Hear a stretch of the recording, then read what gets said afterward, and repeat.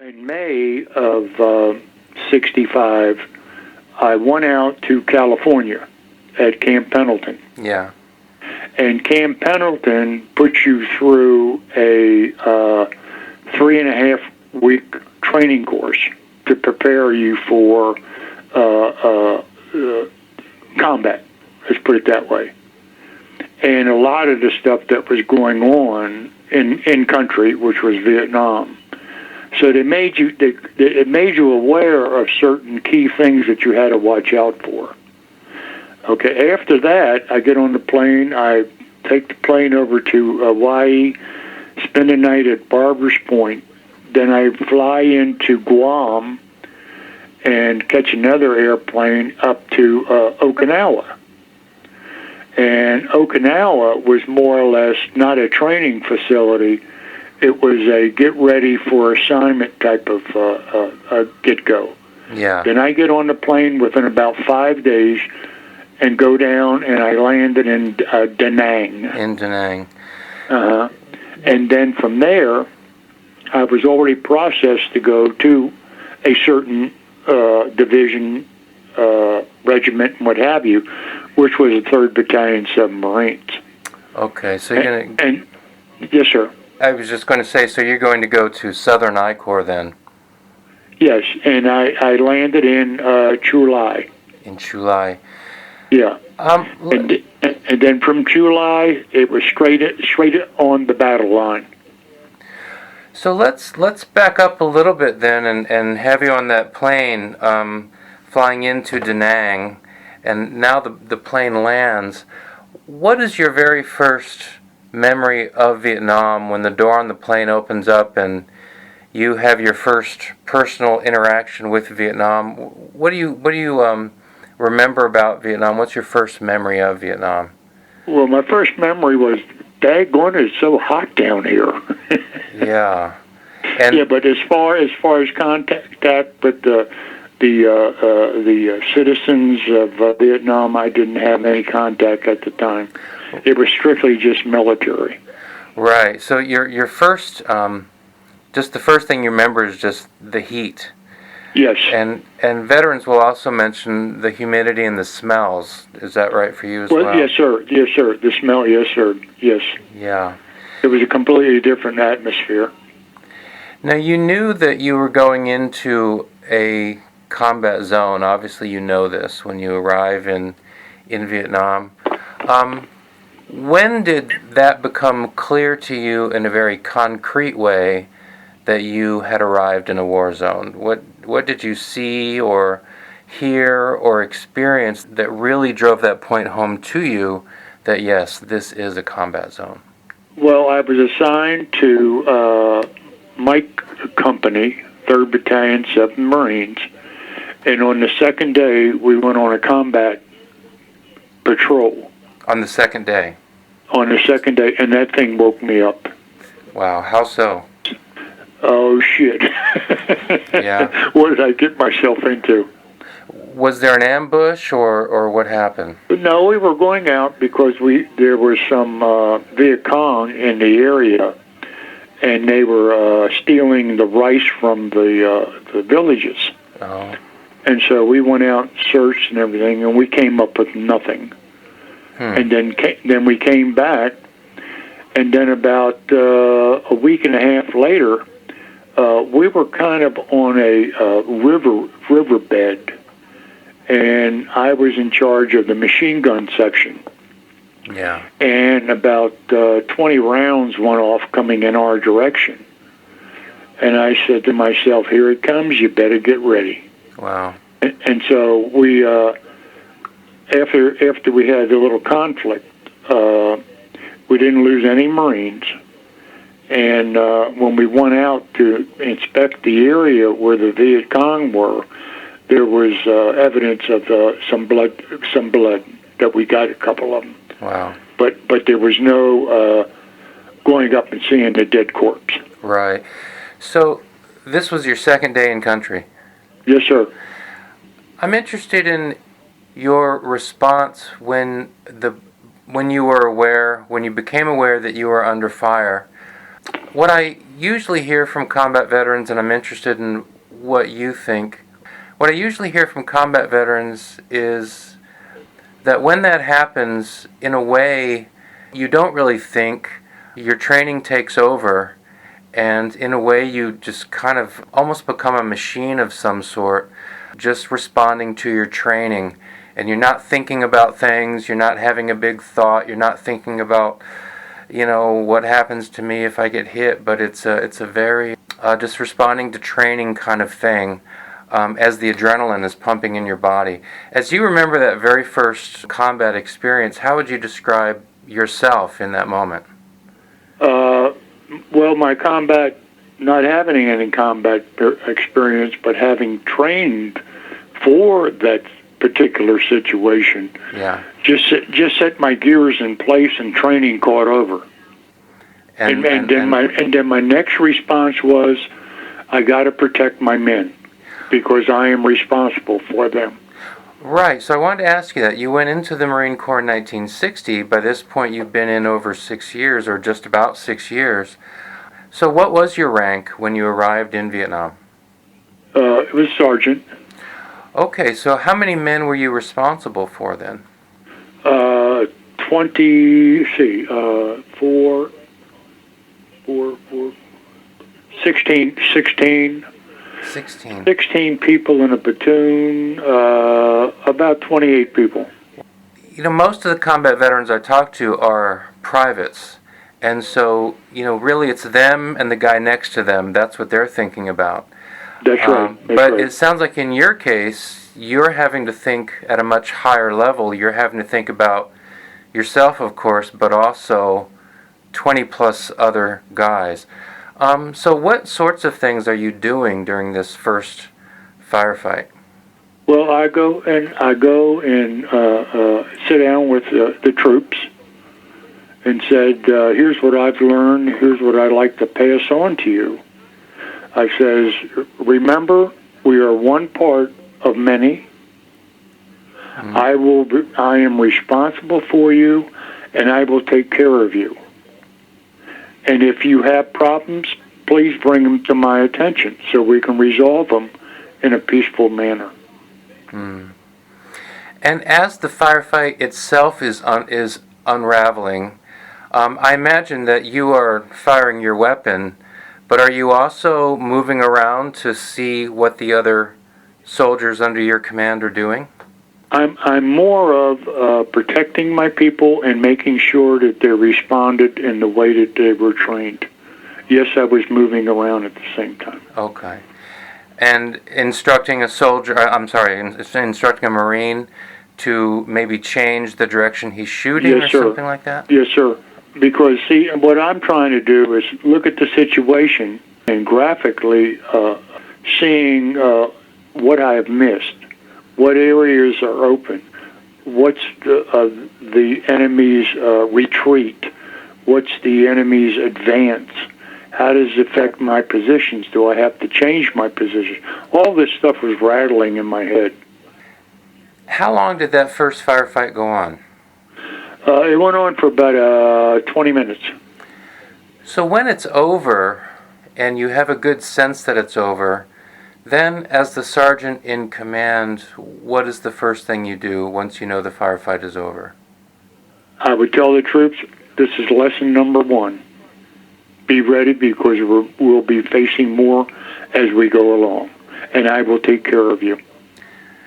Now, did you continue on the mission after that firefight, or did you go back to base? What was the next thing after that firefight? Well, right after the firefight, like I had said before, Yeah. we went out and did a search to see if that's right. any of the enemy was shot.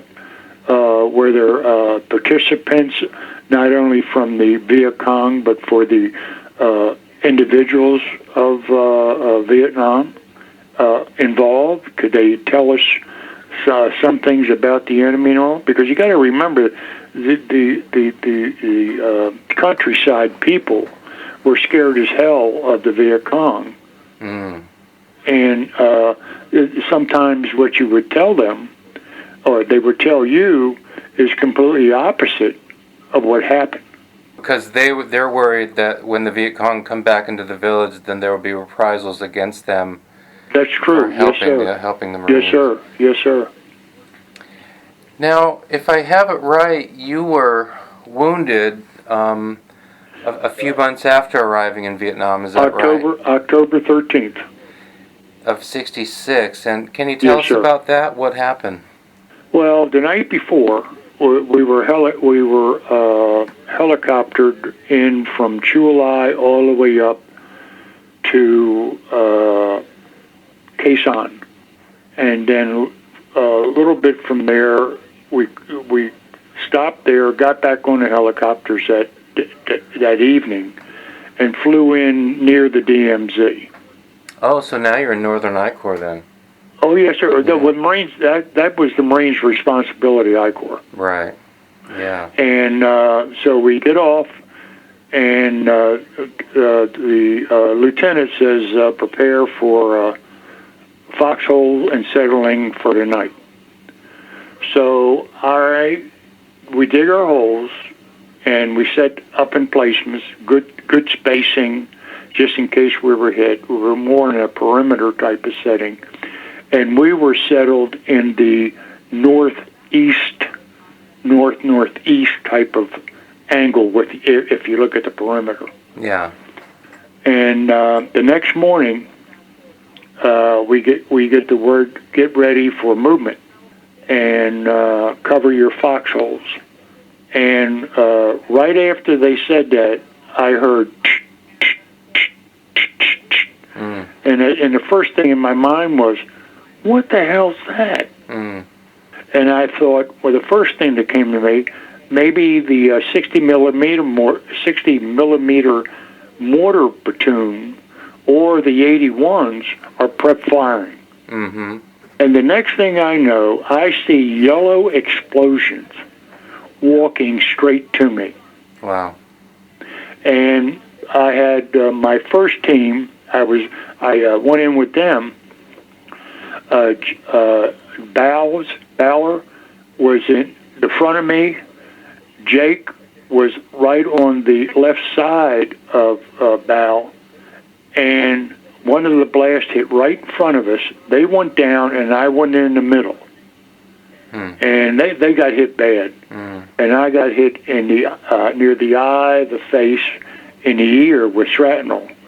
And then a new kid, I forget the young fellow's name. He was a private that I had sent him on a couple minutes ago before the mortar attack to fill up our canteens. Yeah. And as he was walking, he hit a direct hit. Oh gosh. He was only in country for about 2 days. Oh wow. And so after the mortar attack, we responded with trying to. Well, the mortar people, they know where the rounds come from and everything, so they did a retaliatory exchange. Yeah. And then we got up and got the order to move forward. And as we were moving forward, there were two Viet Cong running in the lower pasture because we was like on the hill. Yeah. And just opened up on them. And then we moved forward. Then we went down a hill into a lot of elephant grass and all this other stuff. And one thing that scared the hell out of me, there was a tiger there. God grief. An actual tiger that scared the shit out of us. Wow. But I think we scared him more than he scared us. Wow. And so we went down, and then there was a tree corridor and a path between it and trees on the other side, and the corridor was leading into the DMZ up towards a small crest of a hill, and behind that was more of a mountain type of thing. Yeah. So we got, and I said to myself, I don't like this when we crossed it. And I brought it to the attention of my lieutenant. And I says, sir, we need to watch out for this spot tonight because they may come down and do something in that area. Yeah. Well, we went up and up on a knoll, looking over, and we could see the lights on at night. And then also, we saw a couple of helicopters that were destroyed off the cliff that we were at. And so we dig up foxholes, and after that, I'll be daggone, they hit us again with mortars. And it was from the place that I told the lieutenant to watch out for. Wow. And I asked the lieutenant, why didn't you take my suggestion? I didn't think it was worthy at the time. So me and him got off on the wrong bag right off the bat. So I went to the captain, and the lieutenant was replaced. Because I told him, the captain, he put your people in danger by not bringing attention to you. Because, I don't like to go over my command without going through the command. Right. But we got a mortar attack that night, and we called the jets in, and as we were, that morning, we were coming down off the hill. The NVA was waiting for us in that particular area, and the lieutenant went down, and they got into a big fight. And we actually called in the A-8s airplanes in, and they hit them with bombs and what the hell was that other called? The liquid explosives. Oh, the napalm? Napalm, yeah. Wow. And so we kept on the march, and we were heading east. And we went through Cam Low, spent the night there. And then right after Cam Low, we were right outside of Cam Low on the other side of it, and we put up for the night, and we put the perimeter in. And my position was near the road, 2 holes up, facing east. And we had got the word that day that there were NVA activity at this one particular point. So the lieutenant and the platoon went out, and we walked it, and then all of a sudden we came to like a fork in the road, and then there was this one Vietnamese there who just looked at us, and I didn't remember him. And so we went forward, and the first man went across between 2 trees, another one, then I went, and I said, wait a minute.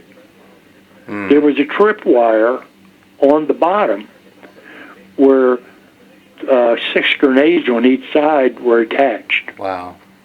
And so we walked on in, and we must have scared them out because they distinguished the fire. The embers were still warm.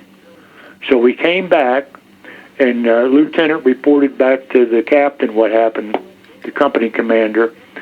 And then that night we got hit with mortars again.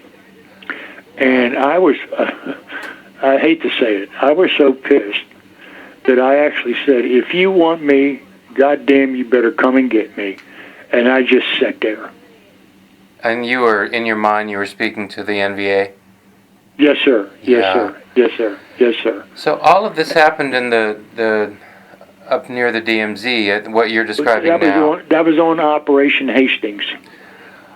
So I'm wondering, because you're going to see significant conflict down in Southern I Corps as well, Yes, sir. How would you compare the fight in Northern I Corps and Southern I Corps? Were they not very different? Were there significant differences? I think in Northern I Corps it was very, very pronounced. And then after we were up in the northern part and went back to Chu Lai, that was our home base. Yeah. We got into Operation Dak House 4 and Operation DeSoto. And we moved down to a place called Moduc Nuikua. And the battalion set up the area there because they were getting a lot of NVA action down in that area, what have you. Yeah. So that was January, I think January about 19th, something like that, Yeah. when it started, and the whole deck house in DeSoto ended in the middle of March. It sounded like you were saying a minute ago that it was more intense in Northern I Corps, or did I hear that? Did I not hear that right? It was more. It was more in up near the DMZ and all, because that's where a lot of the fighting happened. Like at Hill 881, Right. where a captain named J.J. Carroll won the Medal of Honor, and Lance Corporal Brookenhow, he won the Medal of Honor. And it wasn't so pronounced for the 3rd Battalion 7 Marines down in below Chulai, down to Modup Duikula. It was more of an operational, because the NVA through Laos was coming into certain sectors of the country. So they were. One of the sectors was there at Modup Nuikua, where it was a combination of Viet Cong and the NVA. So they were coming down on the Ho Chi Minh Trail through Laos, and then. Well, Ho Chi Minh Trail, and then they branched. They went into Laos and Cambodia, and hooked on into Vietnam. You left Vietnam for a time and went to Okinawa for some training to be to learn to be that was before Christmas. Okay, so you experienced some combat, and then you go to Okinawa to get training to be an embarkation chief. Is that right? Yeah. They needed an embarkation person, a logistics embarkation person, because the one that they did have, his assignment in Vietnam was getting close to completion. So they sent me up there for almost a month. To Okinawa? Yes, sir. And then I came back in December of, I think it was about December the 15th or something like that, because on December the 21st, I got R&R, and I flew into Hawaii and met my wife there for 5 days R&R. And so that was after your time in Okinawa?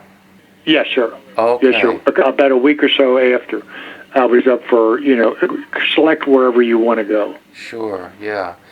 And so I met the wife there, and then right after Christmas, after the 6 days, 7 days, I flew back into Chulai, and then from there, we were moving down into that Modup Nuikua on Operation DeSoto.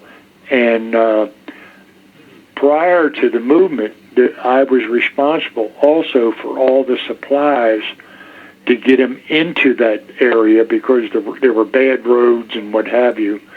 And I spent 6 days loading helicopters and you name it to get the supplies in. Now, is this...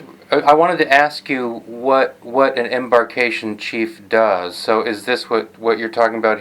So you go to Okinawa to get training to be an embarkation chief for the Marines. So what did that job involve? Making sure we had supplies ready, had supplies online, and if needing supplies, I would get the supplies. Okay. So it was more like a store setup, so to speak. Right. And you had all the connectivities of requesting, gaining, putting them out to the troops through the S4 section. When you were in Okinawa for a month, and then you go on R&R, but I want to focus on this time in Okinawa, you had seen combat, and so you knew what combat was like in Vietnam. When you were in Okinawa getting this training, were you glad to be out of Vietnam? Were you eager to get back? What was your own thinking? It was a combination of both. Both glad to be out and eager to get back. Yes, sir. Yes, sir. Yeah. Explain that a little bit, because you're saying it was both at the same time. So, in what ways was it glad to be out? In one way, in what ways was it want to get back? Well, you can say it kind of cooled me off a little bit. and took me out of the command responsibility of personnel. Mm-hmm. It gave me time to think. And then as the course completed, I said, okay, now you got a new job, let's get it done. Now then you go on R&R. Were you able really to relax in that time? Was it possible for you really to wind down, especially since you knew you were going back? I really wound down. So you just hung out on the beach and just relaxed? Hung out on the beach, went surfboarding and all that other stuff. Okay. Went to Arizona Memorial. Right. And something that I missed. Yeah. Was my Uncle Louis, Picotti is his last name, was on the deck of the Arizona when the Japanese struck the ship. Wow. And he was one of the master divers on ship. Yeah. And then they had little tiny pedestals. They had about 10 pedestals or so that had all the names that did not decease. Right, yeah. Okay? Yeah. And over on the 12th pedestal, 13 names down was my Uncle Louis' name.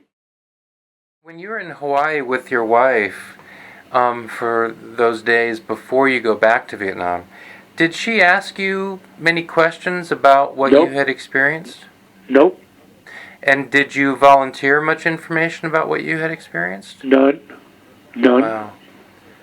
Huh. It was a time for me and her to enjoy ourselves. Yeah, and just forget about the war for a little while. That's right. Yeah. How would you say, so now we're getting you back to I Corps now. So you arrive in I Corps in June 66. Now you're heading back, I think, is it early 67, I think? You're flying into I Corps now for the second time. How are you a different person? How have you changed since these experiences you've had in Vietnam? You're out of Vietnam for a little over a month. Now you're going back. How is the Charles Mingus different this time than the Charles Mingus who flies into Vietnam for the first time? A little bit more aware. That's how I put it, because I know that now I had another responsibility. But it wasn't on the front line, but it was on the front line of getting supplies to those Marines that needed it, like the ammunition, the mortar canisters, you name it. I was strictly in the battalion, and I never went out of the confines of it. I was completely out of the combat side, more of the logistical side and embarkation side. How did you think about that at the time? Now, obviously, you're serving, you're contributing, you're doing something very important, and you know that. Did you also wish that you were out with the guys, or were you glad not to be out in the field on the second time around? It was mixed, especially when I hear that some of my friends that I served with were shot or deceased. Yeah. Because, the Marine Corps has a good history of camaraderie, How about any interactions with Vietnamese civilians? You mentioned this when, right before you found that trap, the wire attached to the grenades. You mentioned that there was a Vietnamese person that you saw there. Did you have much interaction with Vietnamese civilians at all? The only part that there was some interaction was at the mess hall when we were on Hill 31. And were they serving? They were like day workers. Okay. But I just say hi, they say hi, and that's it. None of this closeness. How are you? Right. What are you doing? It's just a hi, that's it. Okay. Do you remember, was there any sense of whether you really could or could not trust the Vietnamese who worked around the Marines? I never judged that, no sir. How would you describe the quality of the enemy as combatants? I mean, we know that the Marines are well trained. They're an elite fighting force. How would you describe the enemy? Did they command a certain respect from the Marines for their skills, for their tactics? What did you think about them? They were a savage bunch. Yeah. What do you mean by that? Well, they were trained properly, not as equal as the Marine Corps, Yeah. but they were tenacious. I'm telling you. By tenacious. I mean, as far as the Viet Cong, they were more hit and run, hit and run, hit and run. Whereas the NVA were more, you felt like you were in more of a traditional kind of fight against the NVA? Yes, sir. When you say tenacious, do you mean that, one of the things that comes to my mind is they were tenacious in that they would take tremendous casualties but just keep at it. Is that kind of what you mean by tenacious? Yes, sir. How close in the combat situations you were in, what would you say is the closest that you came to an enemy, either Viet Cong or NVA, as a battle was going, as a fight was going? I would have to say the incident that happened the night and the next morning that I described earlier, Yeah. At the second foxhole, with the trees and then the little path going into the DMZ. Yeah. And how close would you say the enemy was at that point? About 100 yards. Wow. Yeah. It was a small bunch, I think it was about 40, 50. And as they were coming down and we were hitting them, going after them, more were coming down. And then as soon as we called in for air cover, they kind of went back into the hollows of the mountain. A lot of times, guys who fought in Vietnam say that after a month, 2 months, 3 months, they concluded that the war, at least as it was being prosecuted, was not winnable. What was your own feeling? Did you think that the war was winnable? I never thought about that. So then what did occupy your mind? Is a lot of guys are sitting around just sort of thinking, I just want to survive, get through this thing, get home. What's occupying your mind, your time? To do your job. Yeah. And when your time is up, you got a new adventure in front of you. Just take care of your guys, take care of yourself, get home, Yes, sir. Get Yes, them sir. home. Yes, sir.